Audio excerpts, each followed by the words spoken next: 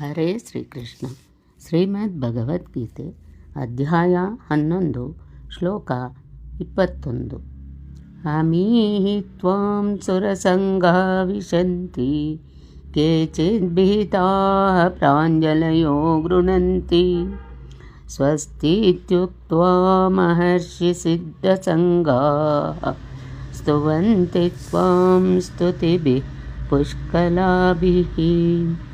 ಈ ಶ್ಲೋಕದ ಭಾವಾರ್ಥ: ಆ ದೇವತೆಗಳ ಸಮೂಹವು ನಿನ್ನನ್ನೇ ಪ್ರವೇಶಿಸುತ್ತದೆ.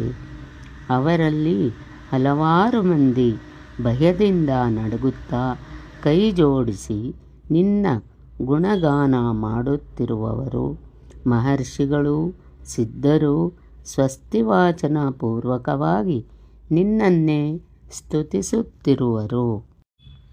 ಎಲ್ಲ ಲೋಕವ್ಯೂಹಗಳ ದೇವತೆಗಳು ವಿಶ್ವರೂಪದ ಉಗ್ರ ಅಭಿವ್ಯಕ್ತಿಯಿಂದ ಮತ್ತು ಅದರ ಕಣ್ಣು ಕೋರೈಸುವ ಪ್ರಭೆಯಿಂದ ಭಯಭೀತರಾಗಿದ್ದಾರೆ ಮತ್ತು ರಕ್ಷಿಸಬೇಕೆಂದು ಪ್ರಾರ್ಥಿಸುತ್ತಿದ್ದಾರೆ.